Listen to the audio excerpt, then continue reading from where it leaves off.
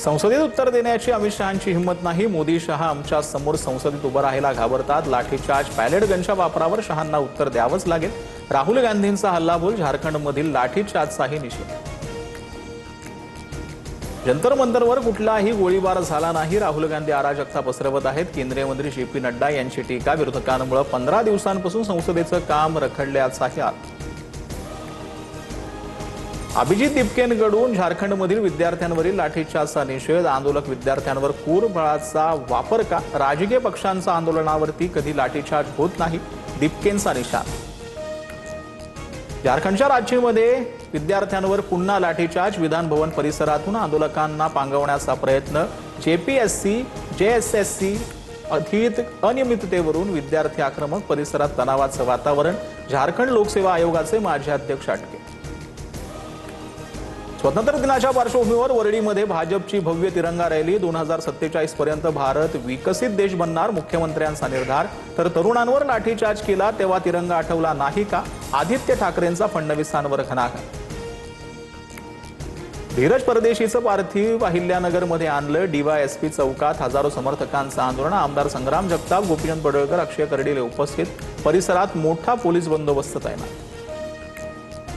धीरज परदेशीच्या हत्येच्या निषेधार्थ अहिल्यानगरमध्ये आंदोलन। मुख्यमंत्र्यांच्या आंदोलकांशी फोनवरून संवाद। दोषींना फाशीची शिक्षा देण्यासाठी कारवाई करू।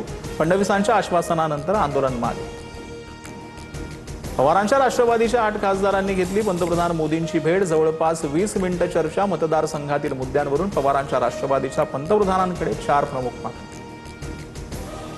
पवारांचे खासदार आणि मोदींच्या भेटीत वावगं नाही, मलाही अनेक विरोधी पक्षाचे नेते भेटत असतात। मुख्यमंत्री फडणवीसांचं भाष्य।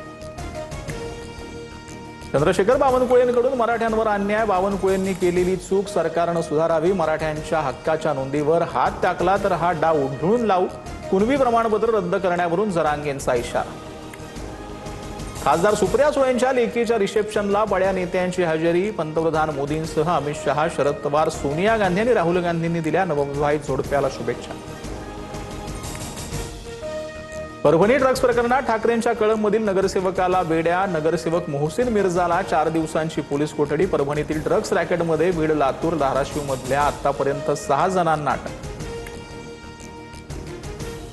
परभणीत रुग्णवाहिकेअभावी गर्भवतीसह बाळाच्या मृत्यूचं प्रकरण। TV9 मराठीची बातमीची दखल घेत आरोग्य विभागाचं पथक चौकशीसाठी परभणीत। 2 डॉक्टर, 2 चालक निलंबित।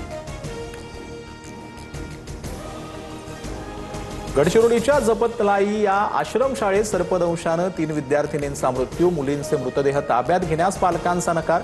सर्पदंश घटनेची उच्चस्तरीय चौकशीची मागणी। पुण्यात दुधात भेसळ करणारं रॅकेट गजाआड। पावडर, पाणी, शॅम्पू वापरून दूध तयार केल्याचा प्रकार। 24 जणांना अटक। मुंबईत अमूलच्या नावानं भेसळ दुधाची विक्री रोखली। 4 आरोपी अटकेत। 10 लाखांचं नकली दूध जप्त। चीनमध्ये डॉल्फिन